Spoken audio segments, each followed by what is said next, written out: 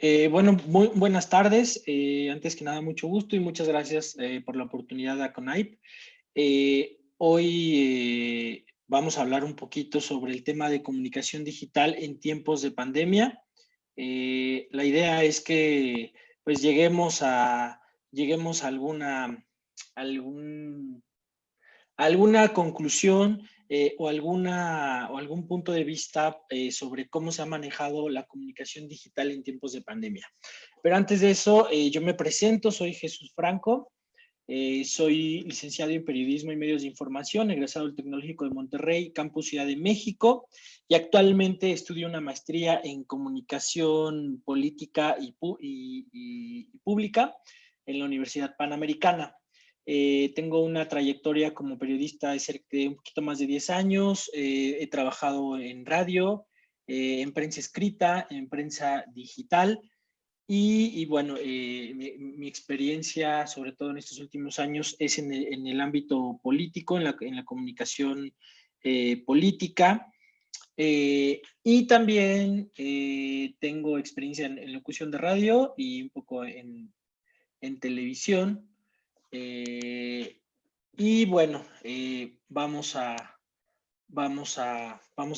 comenzar. Bueno, yo les comento un poco más de mi experiencia. Estuve en Reforma, en periódico El Universal, estuve trabajando con Carmen Aristegui, en Grupo Fórmula, en varios lugares y desde hace 6 años dirijo la empresa Smart Content, que se dedica a la creación de contenido para plataformas digitales, sobre todo Facebook, Twitter, estrategias de comunicación digital, marketing tradicional, marketing político.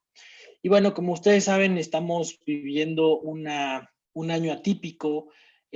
Ha sido un 2020 que, bueno, prometía para mucho.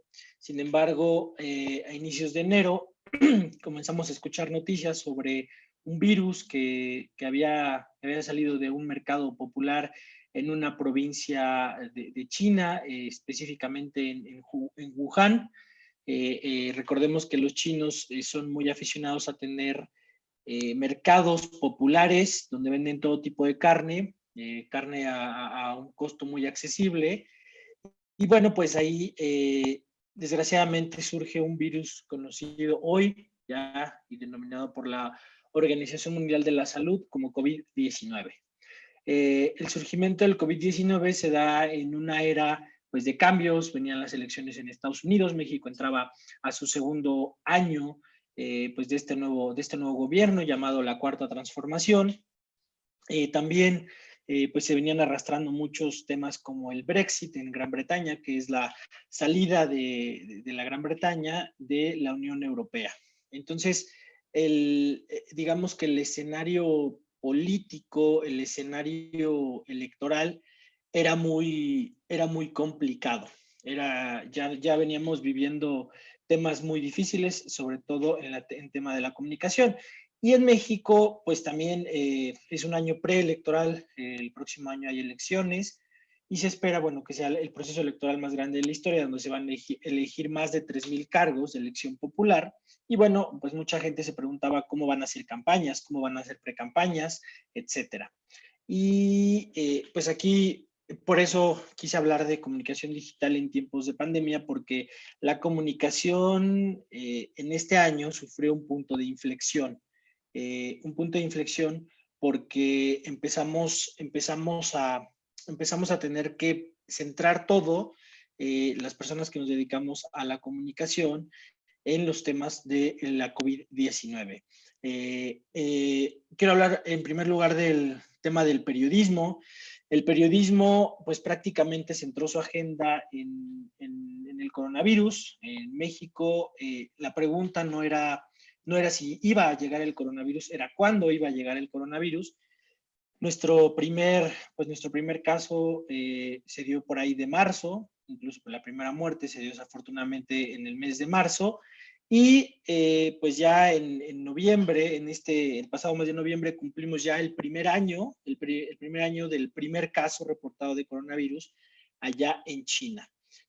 ¿Dónde estamos y hacia dónde vamos? Hoy en día, pues tenemos una comunicación basada y centrada en los casos de coronavirus, en vacunas. Todos los días nos despertamos y vemos, por ejemplo, que Pfizer, BioNTech, Moderna, muchos laboratorios están hablando de que ya tienen una vacuna, de que ya tienen digamos, un método para atacar y para contrarrestar los efectos de este virus, que en México pues ya ha dejado más de 100,000 muertos.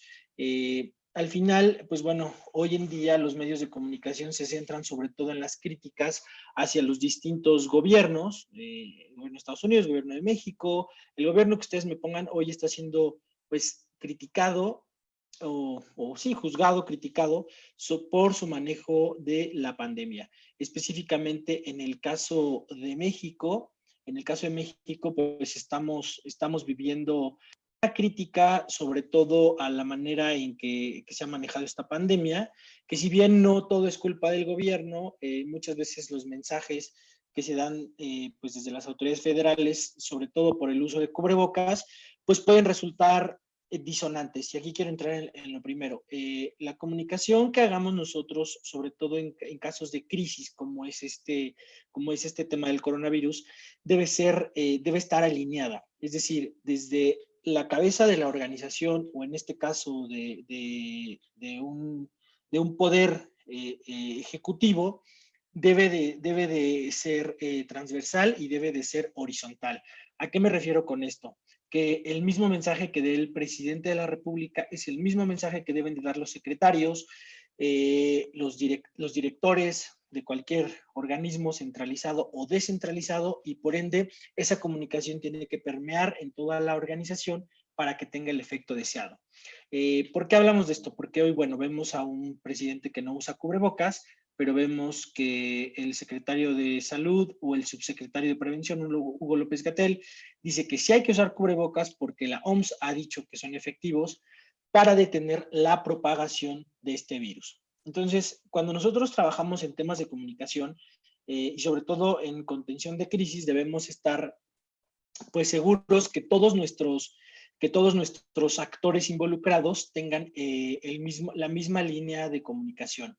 Para esto yo siempre, bueno, siempre recomendamos que se haga un documento estratégico donde venga un mensaje clave, mensajes secundarios, y nosotros les llamamos las verbalizaciones, es decir, los mensajes que tanto los directivos como los que no tienen un rango tan alto deben de socializar. ¿Dónde? En sus redes sociales, en declaraciones a prensa o en alguna conferencia que ellos puedan dar.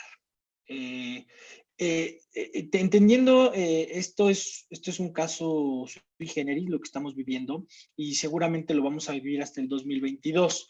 Y analizando un poco el caso de Estados Unidos, ahí pasa un poco lo que ha pasado en países como Brasil, donde hay dos gobiernos, son gobiernos que son pues autócratas, no diré autoritario, pero sí son gobiernos que toman decisiones muchas veces sin consultar a los expertos. Por ejemplo, en Estados Unidos, Donald Trump, quien aún es presidente, pues ha desacreditado incluso a Anthony Fauci, quien es el encargado del Centro de Control y Prevención de Enfermedades en Estados Unidos.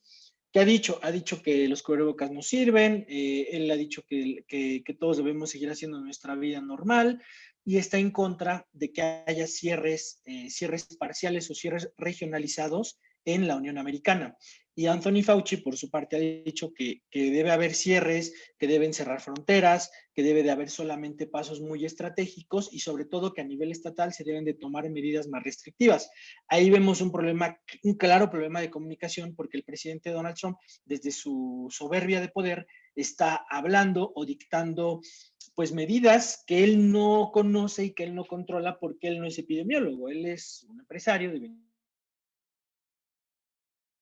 Pero aquí es muy importante que la comunicación sea armónica y que sobre todo cuando se tiene un vocero, a ese vocero le demos ese poder de decir lo que es y lo que no es, precisamente ¿para qué? Para evitar mensajes pues digamos, mensajes que puedan desviar o que nos alejen de nuestro objetivo.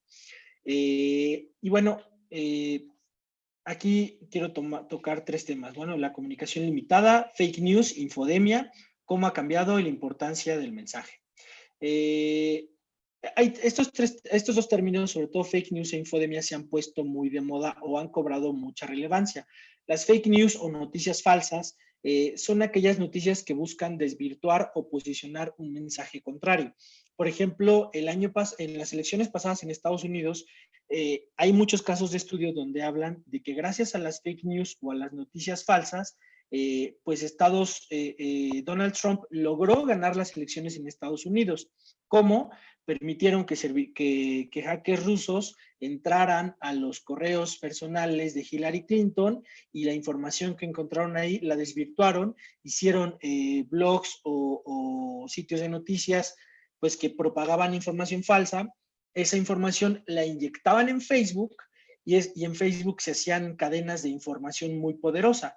Facebook no quiso en ese momento actuar y dijo que, bueno, que ellos no podían violar la libre expresión, que ellos no podían hacer cosas que no, y entonces decidieron no censurar a estos perfiles que se dedicaban a difundir noticias falsas. Ahorita entraremos más a detalle en el tema de las noticias falsas. Y bueno, la comunicación limitada, como ya lo hemos dicho, hoy en día, bueno, a nivel, por ejemplo, periodístico, es muy complicado salir a reportear. Con los semáforos epidemiológicos, las fuentes o más bien la manera en que se hace la comunicación ha cambiado. Por ejemplo, hoy, si nosotros vemos las conferencias de prensa de cualquier presidente municipal, gobernador, los secretarios de Estado o incluso el presidente, que ahí es un poquito la excepción, pues han convocado a conferencias virtuales, a ruedas de prensa virtuales. Por ejemplo, los alcaldes aquí en la Ciudad de México o la misma jefe de gobierno, todo lo hacen de manera virtual. El único que no lo hace de manera virtual es el presidente de la República, quien con un acceso controlado de 50 periodistas que asistían diariamente a la mañanera, hoy van entre 10 y 15 y procuran rotarlos precisamente para evitar o para atender estas ventanas de posible contagio. ¿Cómo ha cambiado la manera en que comunicamos? Muy fácil. Hoy en día prácticamente todo es en el mundo digital. Si bien hay reporteros que siguen cubriendo como la nota roja, que siguen cubriendo como el tema de estar reportando situaciones de tráfico, fenómenos meteorológicos, realmente todo se ha ido al campo digital. Es decir, hoy en día ya son muy comunes las entrevistas por Zoom, por FaceTime o incluso por videollamadas de WhatsApp. Hoy en día las herramientas tecnológicas o las aplicaciones tecnológicas han cambiado esa manera en que se hace periodismo y se comunica. Y bueno, la importancia del mensaje aquí es muy importante tener en cuenta que también ese mensaje ha cambiado porque ya tiene muchos lugares donde vivir. Ya no solamente se queda en un tema, digamos, unidireccional, y es más bidireccional porque incluso se han hecho dinámicas donde algún político o algún famoso medio de comunicación entablan ya una comunicación más directa con el usuario. Y bueno, les hablaba del término infodemia. Infodemia, ¿qué es la infodemia? Es un término que se acaba de acuñar o que es de reciente, digamos, se ha puesto de moda, por decirlo de alguna manera, de manera muy reciente. Y según lo ha dicho la OMS, pues bueno, fíjense lo importante que, o más bien lo trascendental que ha sido esta pandemia, que incluso la Organización Mundial de la Salud, en conjunto con la RAE, tuvieron que acuñar un término para la cantidad de información que se ha generado a raíz de esta pandemia. ¿Qué es la infodemia? Es una cantidad excesiva de información que se tiene sobre un tema. Hoy, si nosotros abrimos la prensa escrita, la prensa digital, vamos a ver que al menos el 90% de la información tiene que ver con COVID-19. Desde si ya hay vacuna o no, cuántos muertos, en qué estados van más muertos, cuáles son los estados que mejor están manejando la pandemia, cuáles son los políticos que tienen mejor aceptación sobre cómo han manejado la pandemia, entre otras cosas. Sin embargo, cuando entramos en esta información, caemos en la infodemia. porque tenemos tanta información que ya no sabemos cuál es buena y cuáles no, qué fuentes son confiables y cuáles no. Entonces, este aumento indiscriminado del volumen de información relacionado con un tema, que en este caso es la pandemia, o a lo mejor en Estados Unidos hace 4 años fueron las elecciones, ¿qué pasa? Que es muy fácil que la información que es fidedigna se mezcle con la información que es falsa. Y esto es muy común de 5 años para acá, ya con el boom de las redes sociales, porque, por ejemplo, si hoy ustedes buscan el término COVID-19 o pandemia por coronavirus o vacuna con coronavirus, pues miren, nos vamos a encontrar esta imagen que encontré muy interesante, que en algún momento se dijo que el clima frío mata al coronavirus, pero también decía que el coronavirus se moría con el calor, o que se podía transmitir a través de mosquitos, o que incluso había ya un tratamiento que habían hecho ciertas personas y la medicina alternativa. Entonces, hoy en día nos enfrentamos a esta infodemia. ¿Y qué sucede? Que cuando uno hace este tipo de búsquedas, muchas veces termina más confundido. Hoy es muy común que vayamos al médico y le digamos al médico, oye, es que yo encontré en Google que pues este antibiótico sirve para curar una gripa. Y lo primero que te dice el doctor, a ver, Google no es un médico. Y dos, no me puedes decir que un antibiótico mata a una gripa, porque estás hablando de un virus contra una bacteria. Entonces, ese es la gran desventaja o el gran punto negativo que hoy tenemos en el tema de las redes sociales, y sobre todo en la gran cantidad de información que encontramos a diario. Hoy en día es muy común que encontremos de un concepto, de un término, millones y millones de resultados en nuestra búsqueda. ¿Por qué? Porque es muy común que hoy la gente pues quiera posicionar sus sitios web, aunque no tengan, pues digamos, o aunque no sean sitios de fiar. Eh, y bueno, antes de pasar al tema de las fake news, sí decir que la infodemia ha jugado muy malas pasadas en esta pandemia, porque incluso muchas personas aseguraban que ya había una cura, y desgraciadamente esta información la tomaron incluso líderes mundiales como Donald Trump, quien decía que la hidroxicloroquina era un tratamiento comprobado y que él incluso la tomaba todos los días. Y bueno, incluso llegó a decir que el cloro pues ayudaba para esta parte, y que él invitaba a que la gente tomara cloro. Lo dijo en una conferencia de prensa, y un par de mujeres en Estados Unidos murieron porque tuvieron intoxicación por cloro, se quemaron todas por dentro. Y en ese momento Donald Trump deja de ofrecer sus ruedas de prensa diarias y dice, bueno, yo ya no voy a decir nada, quien va a decir es el experto, quien es Anthony Fauci. Sin embargo, con esto que les cuento, es para darnos cuenta del daño que nos puede hacer compartir o consumir información que no sea fidedigna. Hoy en día, pues bueno, ¿cómo identificar, cómo encontrar fuentes buenas o fidedignas de información? Organización Mundial de la Salud, Secretaría de Salud Federal y la Secretaría de Salud estatales, que poco a poco van cada vez dando mejor información o información más actualizada.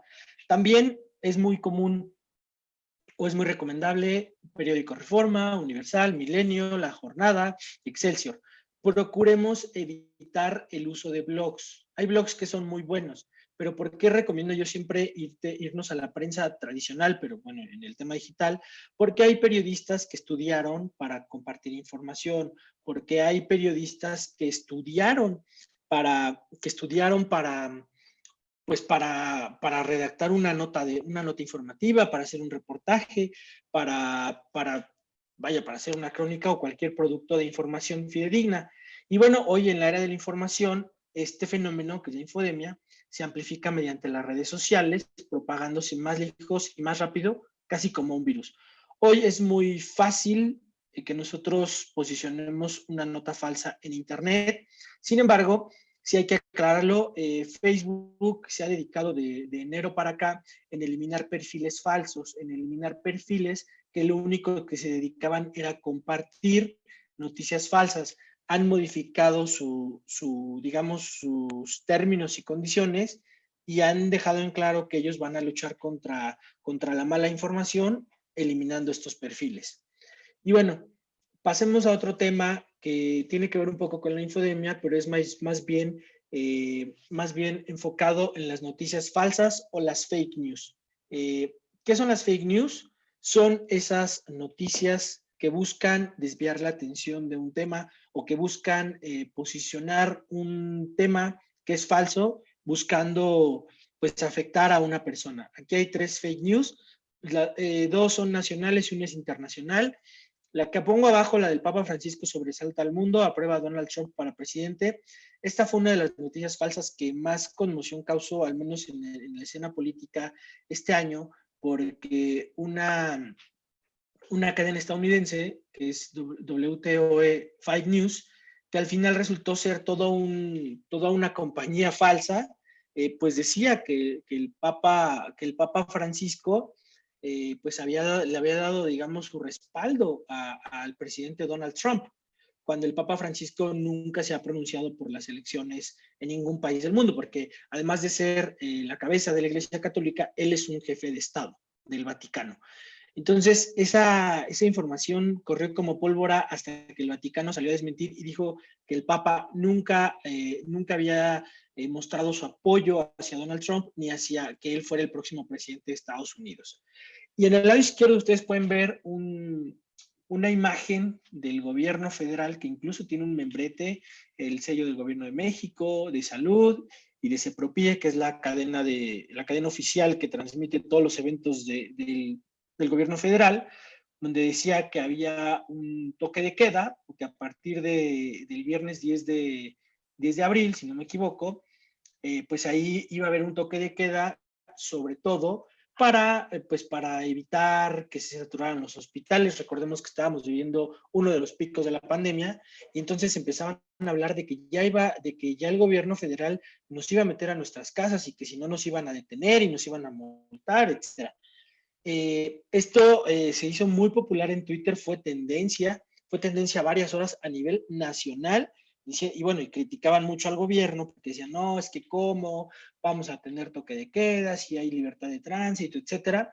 Y pues bueno, ahí el Twitter de la Secretaría de Salud de México, pues dijo que eso era una información falsa y que no se compartiera. Y aquí un tema, siempre que vayan a ver a las cuentas de algún político o de alguna personalidad, fíjense que tengan la palomita azul o que no digan parodia, porque hoy muchas cuentas, por ejemplo, hay una del presidente Andrés Manuel que se hizo muy famosa en los últimos días y que es una clara parodia e incluso muchos políticos la han usado para atacarlo. Y cuando se dan cuenta, pues tienen que ofrecer disculpas por decir ahí en el juego de una cuenta falsa de alguien que se le ocurrió hacer una cuenta similar a la del presidente, pero cambian los mensajes. Aquí, bueno, se atacó bien este tema, pusieron que era falso, pusieron ahí el falso comunicado de salud y dijeron que eso no era así. También, no sé si les tocó ver hace casi 6 meses, pues se corrió el rumor de que Beatriz Gutiérrez Müller, la esposa del presidente de la República, es nieta del general Heinrich Müller de la división de la Policía Secreta y Criminal de Guerra Nazi, conocido como Gestapo Müller. Esta información la vimos incluso en portales, digamos, noticiosos o en portales fidedignos, que muchas veces esos portales han caído también en el juego de las fake news al no investigar o al no cruzar fuentes. Ahí como podemos ver, ese post que puso Amor a México tuvo 2,000 comentarios y tuvo más de 2,000 reacciones, 5,000 veces compartido y más de 10,000 comentarios. Esta información, pues bueno, obviamente era para desprestigiar en primer lugar a la esposa del presidente y en segundo lugar al presidente mismo, al decir que pues bueno, que estaba casada con una familiar de un criminal de guerra nazi. Eso era algo muy delicado y entre los círculos conservadores logró su cometido, que mucha gente hoy pues sigue creyendo que la esposa de Andrés Manuel es nieta de un criminal de guerra nazi. ¿Qué pasa con esto? Que mucha gente lo compartió en su Twitter, incluso en lo personal me tocó decirle a 2 o 3 personas que pues eso es una información falsa, porque incluso hubo una nota donde había un árbol genealógico donde la presentaban a ella y pues realmente eso era una total mentira. Entonces, ¿cómo identificar una noticia falsa? Muchas veces los títulos son exagerados, eh, no son muy llamativos. Una nota periodística suele ser muy sobria, las columnas editoriales no tanto, pero sí este tipo de información suelen ser cosas muy exageradas.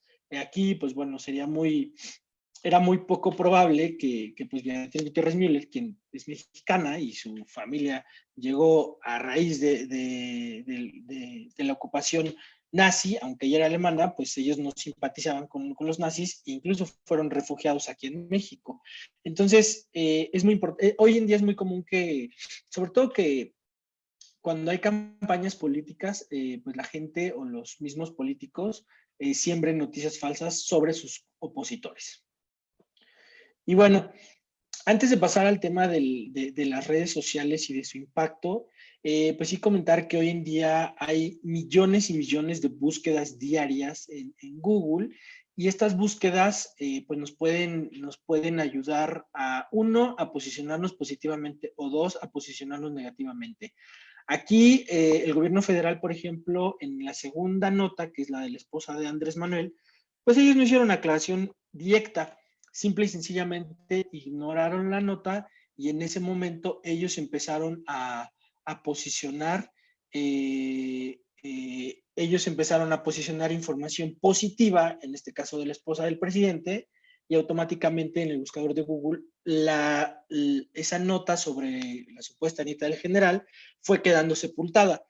Eso esa es una técnica que mucha gente utiliza hoy en día para limpiar su reputación o su nombre en Google. En lugar de atacar directamente una información o en lugar de decir, ¿sabes qué? Esto es falso, lo que hacen es que le dan la vuelta y utilizan palabras clave sí, las famosas keywords, que son frases o palabras clave que tengan muy buen posicionamiento o que tengan muy buena reputación de búsqueda y empiezan a armar información sobre algún tema y entonces en lugar de decir esposa de AMLO niega ser nieta del general, empiezan a hablar sobre la esposa de AMLO, pero en cuestiones positivas y tienen toda una red de distribución, tanto en gobierno federal como en el exterior, para distribuir este tipo de información. Hoy en día es muy común que la gente lo haga. Hemos tenido experiencias de clientes que nos piden hacer ese tipo de estrategias, que es un desposicionamiento negativo y darle la vuelta, ¿no? Buscar cuál es la información positiva que se puede decir sobre cierto personaje o sobre cierto tema y entonces ponerla o posicionarla en los primeros lugares de búsqueda a través de contenido de calidad. ¿Por qué hoy sí se puede hacer? Bueno, porque Google tiene un algoritmo. El algoritmo es, digamos, una caja registradora por donde pasa nuestro contenido y Google dice, este contenido es bueno, mándalo a los lugares de búsqueda buenos porque es una información verificada, coinciden el título con lo que dice el texto y sobre todo nos están hablando de algo que construye sobre algún tema. Antes Google uno podía poner una cabeza, que es lo que ustedes ven, por ejemplo, lo del Papa Francisco sobresalta al mundo, aprueba a Donald Trump para presidente, y en el texto podías hablar de cualquier otra cosa, porque en las búsquedas de Google, pues Papa Francisco, Trump y presidente tienen muy buena aceptación, y hasta hace unos 5 o 6 años tú podías meter en el texto cualquier cosa y te iba a funcionar. Hoy en día no, hoy en día Google sí te revisa que coincida el título con el texto que tienes abajo y entonces te va a decir, ok, eres bueno y por eso es que las noticias falsas se han sofisticado tanto. Han creado incluso portales espejo del Reforma, de Sin embargo, y en vez de decir reforma.com, dice reforma.com.org o reforma.com.mx y son sitios espejo que incluso a veces pueden tener la misma información, pero ahí se posicionan la noticia falsa que se quiere empezar a mover. Y bueno, hablemos pasando el tema del fake news y la infodemia, hablemos sobre la importancia de social media o de las redes sociales en tiempos de pandemia. Hoy, pues bueno, con el semáforo epidemiológico en rojo, las tiendas tuvieron que cerrar. Las tiendas tuvieron que migrar al tema en línea y ha sido muy interesante cómo tiendas tan análogas como por ejemplo Electra, hoy ya tienen una tienda en línea o una tienda digital muy establecida, una tienda que es muy buena y que, bueno, uno encuentra ahí todo y las experiencias de compra son increíbles, ¿no? Palacio de Hierro, Liverpool, incluso, no sé si les ha tocado en YouTube los anuncios, Liverpool Pocket, esta famosa, como llevar una tienda de Liverpool en tu mano, pues nos dice que ya las grandes empresas o las tendencias van hacia allá, ¿no? Hacia, por ejemplo, si tenían 100 empleados, pues ahora van a tener 50 y ese recurso que utilizaban tal vez en pagar una mano de obra física, lo van a utilizar en pagar publicidad, lo van a utilizar en mejorar las experiencias del usuario y sobre todo pueden aumentar su volumen de ventas, porque al decir, bueno, ya no tienes que salir, únicamente debes tener una tarjeta de débito, pues bueno, la gente ya va a preferir hacer su compra en línea que ir físicamente a una tienda. Y bueno, quise ponerles estas dos imágenes que tienen que ver, bueno, las saqué de un reportaje que hizo un reportero inglés, y estas dos imágenes nos representan cómo es el mundo hoy en día. Si ustedes ven de esas 8 personas que aparecen en la imagen, 5 están inmersas en el mundo digital. Están viendo su celular, están algunos revisando Facebook, Twitter, Instagram, viendo un video en YouTube, teniendo una conversación en WhatsApp, o bien simple y sencillamente están tratando de no entablar una conversación con la persona que tienen a un lado. ¿Esto a qué nos lleva? A que cada vez en todos los países, incluso los países más pobres, Honduras, Guatemala, todas las personas tienen un celular o un dispositivo móvil a su alcance. Si no es el de ellos, es el de su mamá o el de su papá o el de su pareja, y muchas veces incluso hay una cultura de compartir el celular. Hoy en día, con todo este tema de la pandemia, pues muchas comunidades indígenas en México toman clases, los niños toman clases desde el celular, y como son familias a veces de 3, 4 hijos, se lo tienen que compartir el que va en la prepa con el que va en la secundaria, con el que va en la primaria, y cada uno tiene su tiempo de uso. Estas imágenes son, bueno, a mi modo de ver, muy representativas porque nos dicen dónde están hoy las conversaciones y dónde realmente está la interacción. La interacción está en los medios digitales, está en la comunicación digital. Hoy en día, los modos de socialización, incluso de gente que vive en un mismo espacio físico, se dan a través de grupos de WhatsApp. Si ustedes viven, por ejemplo, en un condominio, es muy común que haya grupos de vecinos y que en lugar de tener una conversación cara a cara, pues haya un grupo donde todos estén debatiendo, comentando o llegando a algún tipo de acuerdo. Esto con la pandemia se ha hecho muy necesario, sin embargo ya venía la tendencia, simple y sencillamente hoy está validado que es más importante mi teléfono que con mi conversación cara a cara. ¿Por qué? Porque la conversación cara a cara pues vaya, ya no se puede hacer a menos que sea con nuestro círculo muy cercano o con las personas que vivimos, por el temor a contagiarnos de COVID-19. Hoy todos vamos en la calle callados, los que utilizamos transporte público procuramos ir viendo hacia abajo, traer el cubrebocas bien puesto, los lentes, a lo mejor una careta, y se nos es cada vez más complicada la comunicación verbal, la comunicación oral. Entonces, la gente, como prácticamente tienes que gritar para que te escuchen, prefieres ya cerrar o tener tus círculos de conversación muy cerrados o muy habilitados en tu dispositivo móvil. Y bueno, les quiero presentar por último algunas cifras sobre el uso de Facebook, sobre el uso de sobre el uso de redes sociales a nivel mundial. Y simple y sencillamente en Facebook, en todo el mundo hay 1.60 mil millones de usuarios activos diarios en Facebook.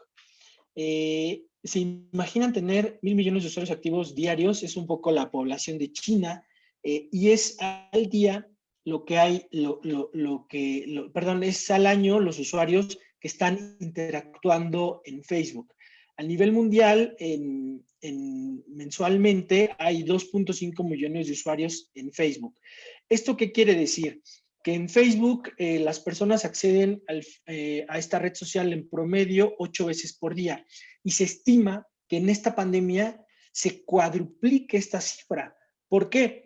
Porque hoy en día incluso hay grupos de compañeros que estudian la secundaria, la preparatoria, la universidad, tienen sus grupos en Facebook. Los mismos profesores han utilizado Facebook como un punto de encuentro. ¿Por qué?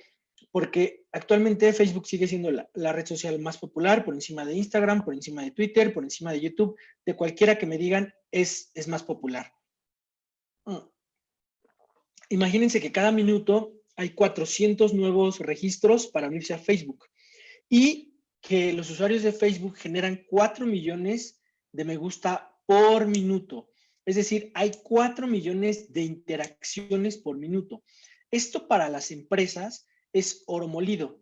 ¿Por qué? Porque las empresas hoy en día tienen tanta interacción que muchas veces no necesitan hacer un focus group para ver si un producto va a funcionar o para ver si un servicio va a funcionar. Simple y sencillamente necesitan poner un post y ver si ese post tiene el efecto deseado, si tiene las reacciones necesarias. Por ejemplo, ¿a ustedes les gustaría probar ¿cómo decirlo? Un café con, no sé, un café con leche deslactosada o leche descremada? Si tienes 100,000 reacciones y de esas 100,000 te ponen un me enfada sobre esa pregunta, pues tú ya vas a entender que esas 70,000 reacciones fueron negativas y que entonces estarías haciendo una muy mala decisión si decides crear ese nuevo producto. Y también, por ejemplo, todos los días 35 millones de personas actualizan sus estados en Facebook. Esos 35 millones de personas que actualizan su estado, muchas nos pueden ayudar a medir el pulso social, económico, político o cultural. Si de esas 35, supongamos que en México tenemos, por decir una cifra, 5 millones que todos los días actualizan su estado, pues hay que medir, y hay herramientas que lo hacen, se podrían medir los sentimientos de esas personas. Por ejemplo, una persona puede hacer un ejercicio de publicar todos los días que odia a su actual gobierno municipal y entonces, digamos que ahí en una campaña de comunicación política, con una herramienta, se mide cuál es el sentimiento de las personas que viven en tal municipio o en tal estado y cuál es el sentimiento sobre su actual gobierno municipal. Entonces, se mete a una herramienta esa pregunta, esas herramientas que usualmente son muy costosas, tienen bases de datos muy grandes y entonces empiezan a rastrear en las cuentas activas y que tengan los permisos para que las revisen, de ver cómo está el sentimiento sobre algunos temas y con base en eso se toman decisiones. Por ejemplo, si se ve que que la gente está muy enojada, entonces se empieza a hacer una campaña para hacerlos enojar todavía más. Y entonces ahí es donde entran los demás componentes. Pongamos un ejemplo muy práctico. Si en la Ciudad de México, de los 8 o 9 millones de habitantes fijos que hay, 1 millón está en descontento con la actual gestión de la jefa de gobierno, pues entonces, si de ese millón tú tienes 700 que están realmente enojados, vas a armar una campaña para fidelizarlos o para hacerlos enojar más si tú buscaras un cargo político.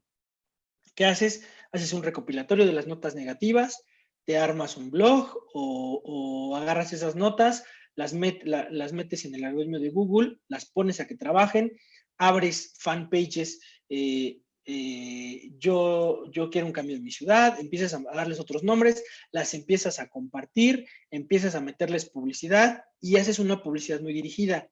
A lo mejor vas a hacer una publicidad muy dirigida hacia la zona de Polanco, que ahorita está muy molesta por el tema del asesinato de un empresario que vendía licores de alta gama. O vas a hacer una publicidad muy, muy directa hacia la zona de Iztapalapa, donde se viven altos niveles de violencia, diciendo que no podemos seguir así, que la gente está cansada de tanta violencia, de tanta inseguridad. Entonces, bueno, ahí que tienes, digamos que tienes ahí tu nicho al cual tienes que atacar y ya tienes la información para lograrlo. Para eso nos sirve saber que tanta gente actualiza Facebook, para eso nos sirven las reacciones, para eso nos sirven poner posteos de prueba para tomar decisiones políticas, para tomar decisiones comerciales. Incluso, pues, hay un ejercicio que lo han tomado muchos políticos hoy en día, que le preguntan a su ciudadanía en Facebook qué es lo que quieren, qué es lo que buscan, ponen incluso a consulta digital ciertos proyectos, ¿no? El otro día me tocaba ver alguna personalidad política que decía, oigan, ¿a ustedes cómo les gustaría que definiéramos a los próximos candidatos a las gubernaturas, ¿no? Y la gente empezó a comentar, empezó a participar. Entonces también las redes sociales nos dan esa posibilidad, que la gente participe, que la gente se involucre y abrir estos canales de comunicación nos van a ayudar precisamente a combatir las fake news y la infodemia. Bueno, Twitter. Hablar de Twitter es hablar de una red social muy inmediata donde al día se envían 500 millones de tweets y se envían 350,000 tweets por minuto. Al mes, a nivel mundial promedio, hay 330 millones de usuarios activos y bueno, un total de 1.3 billones de cuentas de Twitter. Sin embargo, solo 330 millones son usuarios activos. Aquí, si ustedes ven, hay una gran diferencia entre las cuentas creadas y los usuarios activos. ¿Por qué? Porque Twitter, digamos que Twitter, a diferencia de Facebook, Facebook es más comercial, más amistad, más para crear comunidad. Twitter es un tema de entrar en el círculo rojo, entrar en un círculo empresarial o político, y muchos políticos únicamente lo utilizan para hacer posicionamientos o para generar polémica. Y otros tantos utilizan Twitter pues para hacer campañas negras, para hacer campañas de desprestigio, al igual que las empresas también lo hacen. Y ahí la discordancia tan grande entre las cuentas de Twitter y los usuarios activos. ¿Por qué? Porque muchas cuentas de Twitter solamente se utilizan en ocasiones muy específicas. Se utilizan a lo mejor nada más para cuando hay campaña política o cuando hay una campaña electoral, desprestigiar al contrincante y siembran bots, y estos bots que son usuarios falsos que se crean nada más para compartir información errónea, pues es cuando se activan, pero realmente no es que estén activos todos los días. Entonces, bueno, teniendo en cuenta esto, es muy importante que sepamos o entendamos cuál es la dinámica de Twitter. La dinámica, la dinámica de Twitter es precisamente eso. Encontrar a nuestro nicho, encontrar a nuestros lectores, nuestro público y mandar mensajes muy específicos. Eh, Hoy la gente que utiliza Twitter usualmente son los políticos, los famosos, pero bueno, así funciona Twitter y me gustaría pasar antes de pasar a Twitter, perdón, a YouTube, sí mencionar que Twitter no es todavía una red social que haya encontrado su modelo de negocio como Facebook. Facebook vive de la publicidad. ¿Por qué? Porque en Twitter la publicidad es muy limitada. Facebook incluso nos da la opción de cuando nosotros montamos una campaña publicitaria, de meter la colonia, de meter las calles, de meter códigos postales para llegar muy específicamente a la gente que necesitamos. Y Twitter a veces únicamente nos da la opción de meter el estado o la ciudad. Entonces, ahí es donde vemos que Twitter pues no ha encontrado esa importancia a nivel comercial, que sea redituable para alguien. Los políticos sí le invierten más en Twitter. ¿Por qué? Porque necesitan, pues, llegar a sus votantes, y para ellos, pues, si ponen Estado de México o Ciudad de México o Estado de Hidalgo, pues da igual, ¿no? O sea, van a llegar a todo el estado y no necesitan llegar a los votantes, sino a la gente que a nivel político está en una red social. Y bueno, cifras de YouTube. Bueno, YouTube, yo creo que todos nosotros, pues hemos utilizado YouTube en algún momento de nuestras vidas. Simple y sencillamente YouTube tiene 200 mil millones de usuarios mensuales en todo el mundo. Si aquí ven, 330 tiene Twitter y YouTube tiene 200 mil millones. Esto que nos quiere decir que es una de las redes más, digamos, más completas, porque hoy YouTube ya te permite postear un video, te permite postear una idea cortita, te permite tener chats activos, te permite hacer transmisiones en vivos, te permite incluso antes de cada video meter una publicidad de entre 15 y 30 segundos, hay publicidades más largas, te da Twitter te da una estadística o una data muy importante sobre tu audiencia, tu perfil, o la gente a la que tú quieras llegar. También puedes navegar en YouTube en 80 idiomas diferentes, lo cual cubre el 95% de la población de Internet. Esto es una cifra realmente impactante, porque YouTube es muy democrático. YouTube encuentras videos de todo tipo, y lo padre es que YouTube, cuando tú estás en YouTube viendo un video a lo mejor en árabe, te puedes poner ahí que te dé subtítulos y te los da en español o en inglés.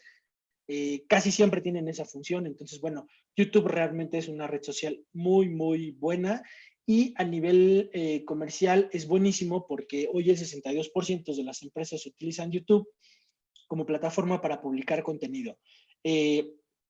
No sé si ustedes han visto los famosos unboxing, que es sacar un teléfono o un dispositivo móvil de una caja. Este es un anuncio para las empresas, o esta es una forma de que las empresas, sin pagar o sin invertir, hacen un anuncio. ¿Cómo lo hacen? Encuentran a un influencer, le dicen: te voy a regalar un nuevo iPhone, el nuevo Samsung. Lo único que te pido es que por favor hagas un video presentándolo con todas sus funcionalidades y todo lo bueno que tienen. Ahí es cuando dicen: ah, ok. Y entonces la empresa pues no hace una gran inversión, porque pues ellos producen en masa estos dispositivos, y uno más, o sea, está dentro de su margen de pérdidas el que regalen a lo mejor 1000 dispositivos a nivel regional, a nivel Latinoamérica, ¿no? Que lo regales a 1000 youtubers y que ellos lo presenten. Imagínense, pues que cada día se visualizan 100,000 millones de horas de video. Esto es una cifra, híjole, muy, muy, muy, muy, muy importante, porque, pues imagínense esas 100,000 horas, 100,000 millones de horas de video que se traduzcan en $1 por cada hora. Pues realmente la empresa que logre tener un buen contenido en YouTube, que logre tener un buen posicionamiento orgánico sin dejar de pagar, pues realmente van a estar en el juego muy, muy fácil.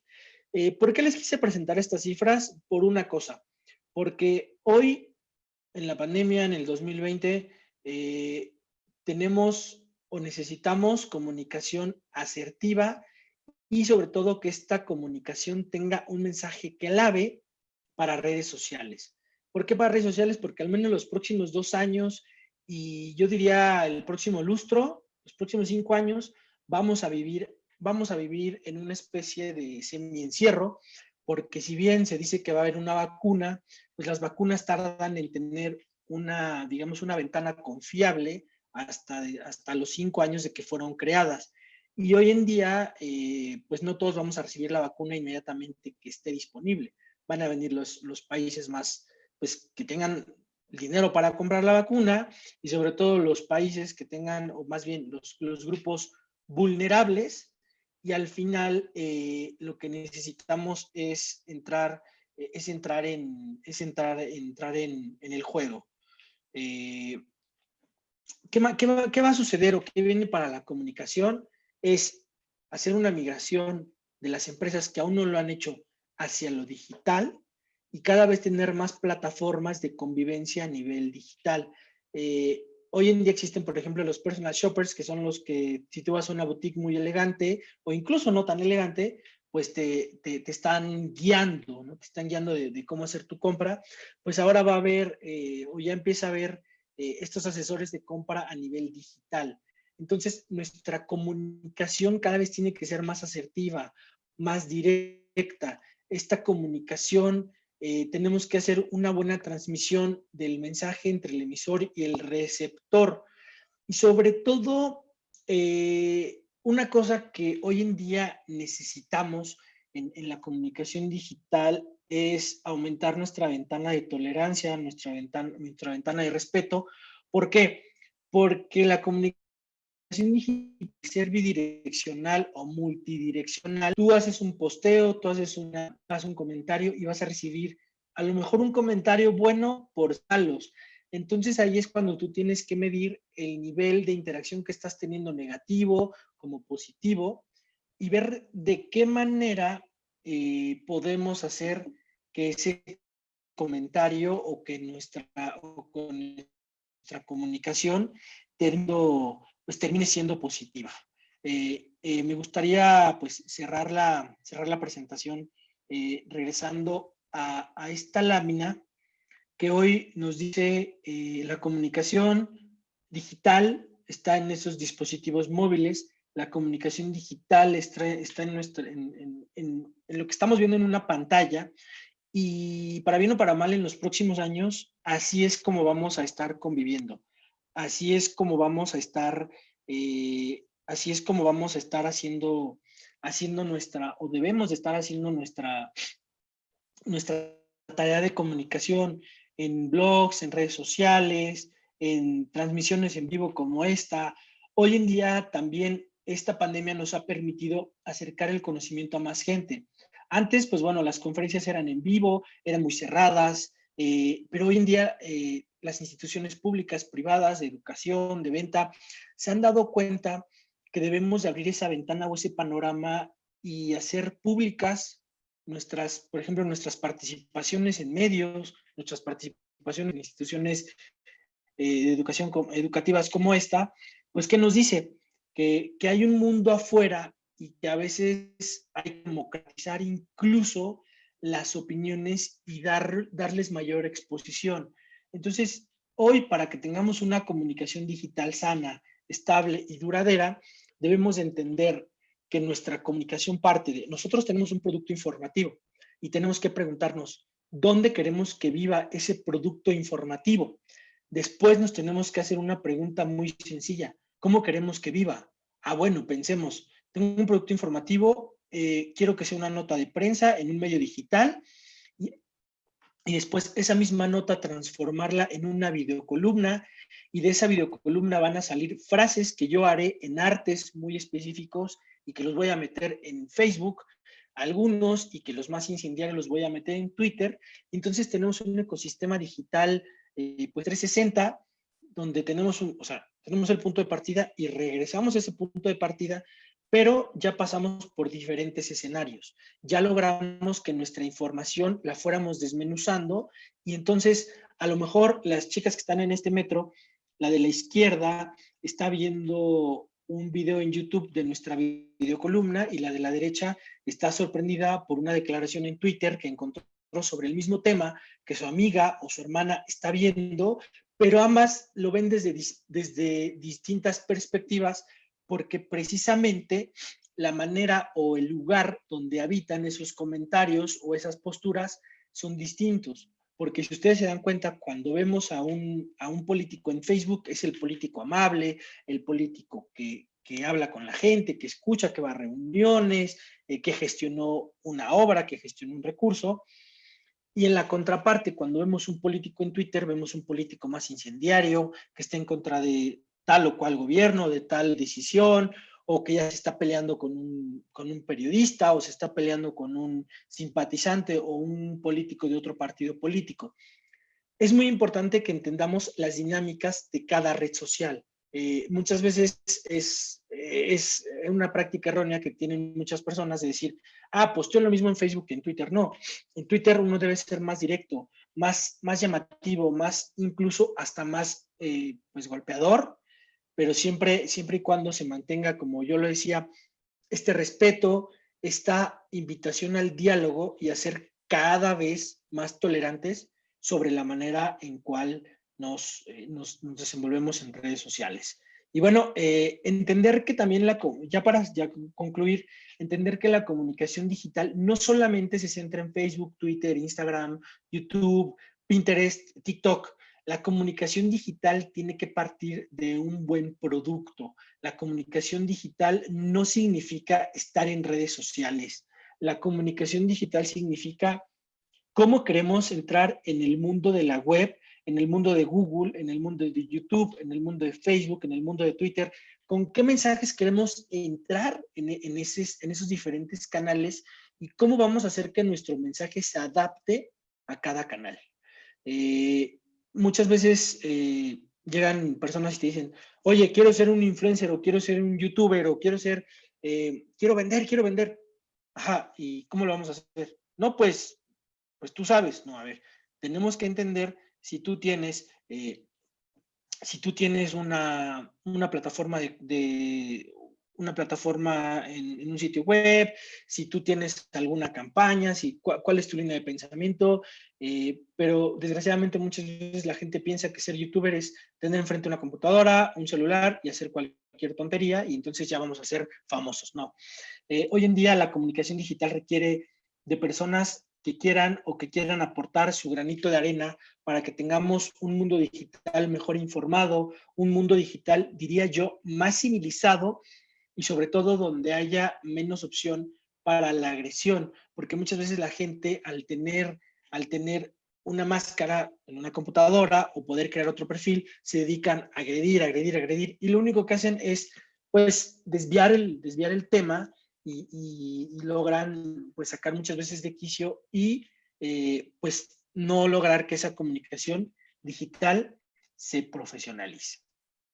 Y bueno, por mi parte ha sido todo. Espero les sea de ayuda esto o les sirva esta hora de charla o esta hora de monólogo más bien y que en algún momento que ustedes pues tengan la encomienda de hacer una estrategia de comunicación digital, pues empiecen por lo básico.